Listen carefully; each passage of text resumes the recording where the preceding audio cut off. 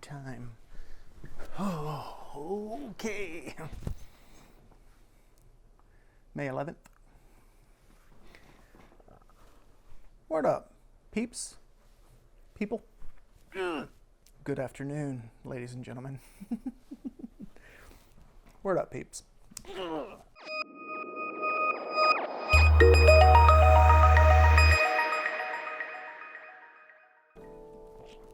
Word up, people. Word up, people. Listen, it is May 11th, and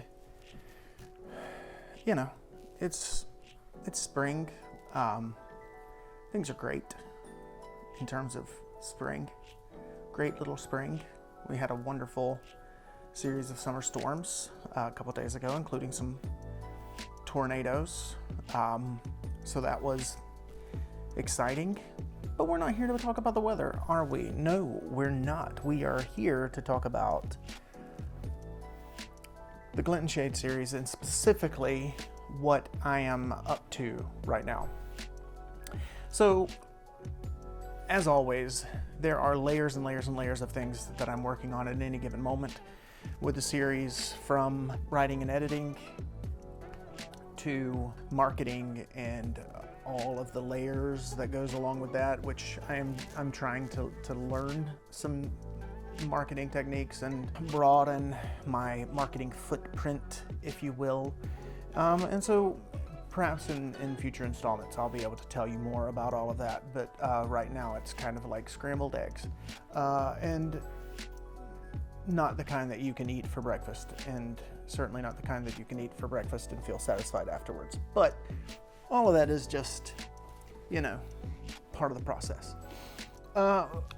Mostly what I'm working on right now is outlining. Now I realize that last month's video discussed outlining a bit, but this is a tiny bit different, perhaps. So last month what I was talking about was finishing the first complete draft of book 4, the manuscript for book 4, The Gathering Grimm, and how for the last section, the last third of that book, I chose to, instead of refresh and edit, I guess is a good word, my existing outline, because there were a lot of things that needed to be corrected and replaced and yada yada yada, blah blah blah blah blah, blase blase blase, blobbity blobbity blah. Ugh. Every one of those exhausted me. Here's the deal. I chose, rather than to edit and refresh and fill in some gaps and correct some issues in the final third of the outline for the book, I decided to just write the final third of the book. I knew the main beats. I knew what was going to happen in certain places or at certain times. I knew mostly what was going to happen, and I knew when a lot of those things should happen. And rather than trying to make an outline robust and vibrant and complete, I just wrote it and enjoyed the creativity and the spontaneous aspect of that.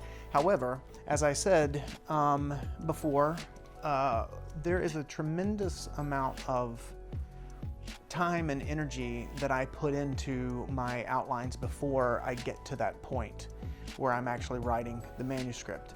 And there are a couple of reasons for this. One is because I have been crafting a story that is very complex, and there are layers of complexity. There, those antagonistic beings and forces and challenges in this world that our main characters face are complicated and layered, and our characters themselves are complicated and layered.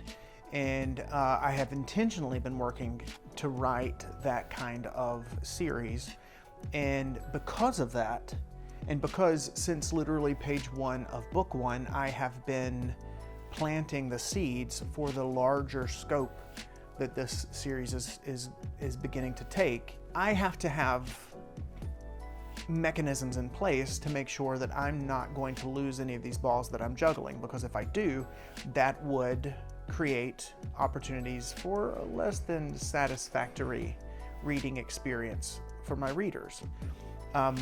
One of the bigger criticisms that I've received from reviewers online is, especially in the first book, there aren't enough answers to the questions that people have.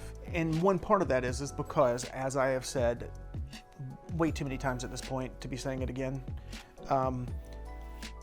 book 1 and 2 really need to be read in sequence, like book 2 right after book 1, because that is a complete story, those two books. Eliot's story is not complete until the end of book 2, so you have to read those books together in order to get that whole thing and to feel the satisfaction of having the story completed.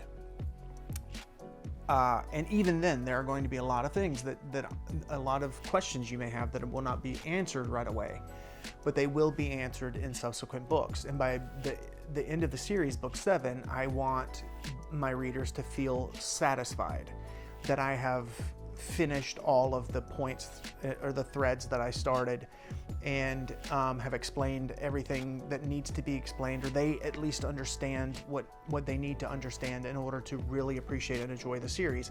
Because I, again, have intentionally chosen to not explain everything and to not answer every question, to leave some things open for interpretation, to leave some things vague for one reason or another, because I enjoy that kind of writing. I enjoy that kind of storytelling, and so that's the kind of thing that I'm aiming for. Again, I'm aiming for a bit more of a literary style of writing rather than just popular fantasy that is quick and easy to read. I don't want it to be hard to read, but I do want it to read in such a way that you can get more out of it. Meaning, there's two types of readers: the type of reader who reads to escape and check out, and the type of reader who may also read to escape and check out, but they want to be challenged and they want to be provoked and they want to exercise their brain a bit more than just checking out. And there's value to both of those. In this particular series, I had decided early on, and very intentionally, to write it in that capacity, in that framework, where it allows the readers to think, it challenges them to think, and it doesn't fill in all the blanks. So I'm aware of that.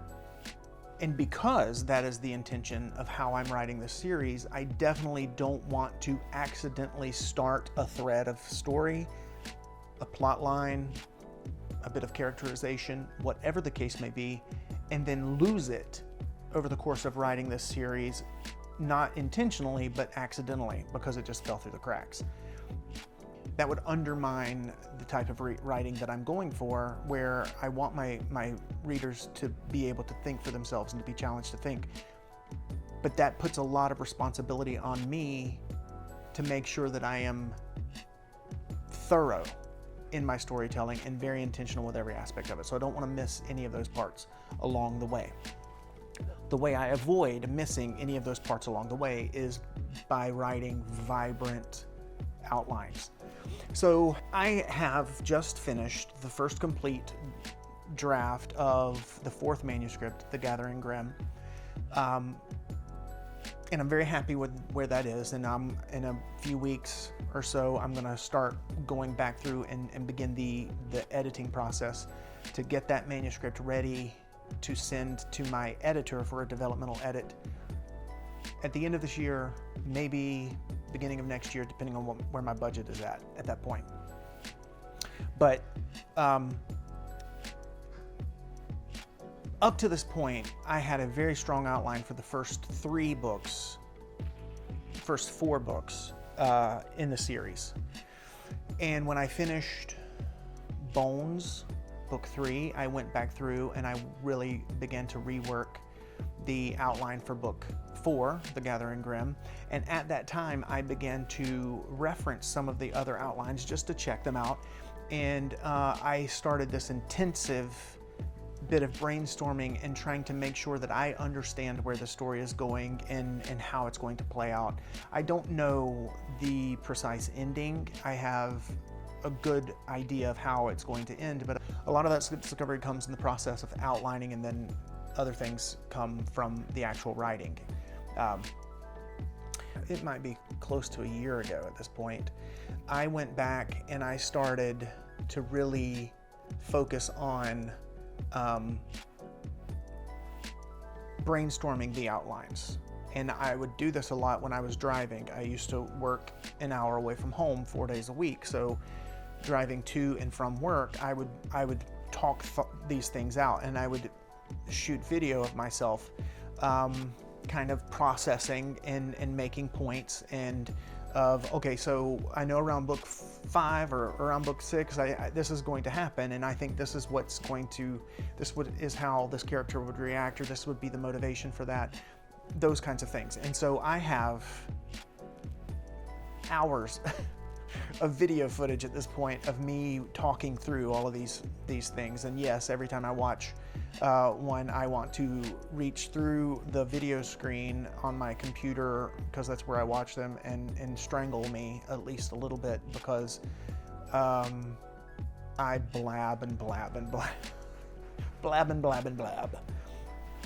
But I do this, I will work some problematic issues out, and I will also, because I'm going for realism, so I'm not looking for spectacle as much as I'm looking for realism. I'll find the spectacle within the real, rather than create a spectacle and then try to make that spectacle make sense, right? So I am working through all of these details and trying to put together complete outlines for books 5, 6, and 7.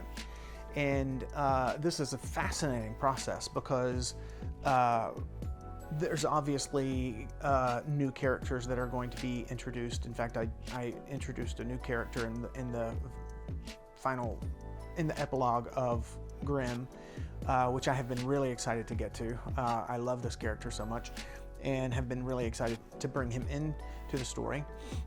There are other characters, some that I have introduced in the anthology, the first anthology, that will be coming back in the main series, in the main books. There are some characters that we met earlier in the series that we haven't seen for a while that will be coming back, and there are new characters, obviously, that we will be meeting along the way. And so that is very exciting. Think of outlining as building the story using things like Legos or linking logs, for those of you who are in the know. You can create some really cool things with these building blocks, you know, putting them together and seeing how they fit. You are creating these scenes, and you get an idea of how the whole thing is going to work out. The difference between the outlining process and the writing process is you take that outline, you take that Lego building that you built, or that Lego story that you built, and then you begin to actually craft it with details. And so instead of it being made out of Legos, it's made out of clay that you are sculpting, and you are sculpting all of the details into it, the fine bits and pieces here and there. There's value and fun and pleasure in creating both of those aspects. And so the Lego version, or the outlining version, is when I see the whole story for either a book or a series come together in a complete thing for the first time. And so it's a lot of fun. So that's where I am right now, and I would imagine I will spend the rest of May, perhaps more, working on these outlines and refining them. But hopefully by the end of May, I will have 3 complete outlines for the rest of the main books in the series, and I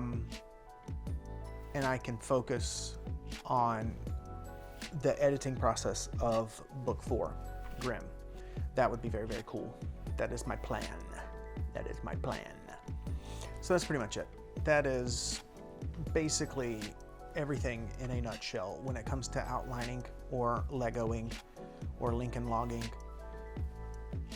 And writing or sculpting with clay. But listen, as always, I hope that you are doing well. And if you have questions about my writing process, please ask them.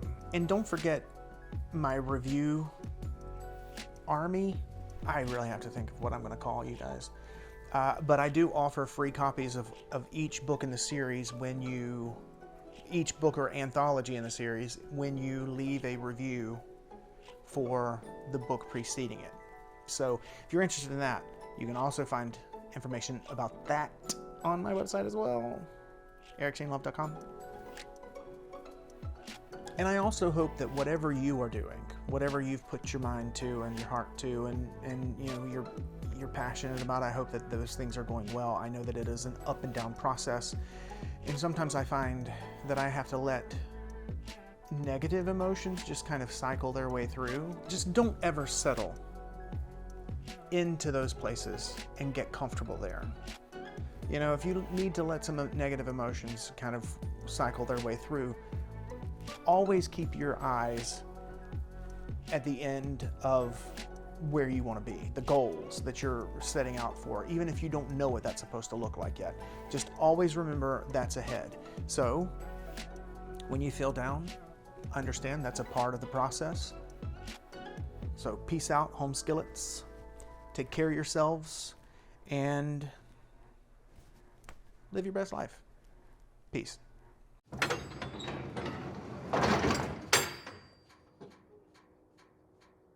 I get distracted. My toes feel claustrophobic today. That's probably why.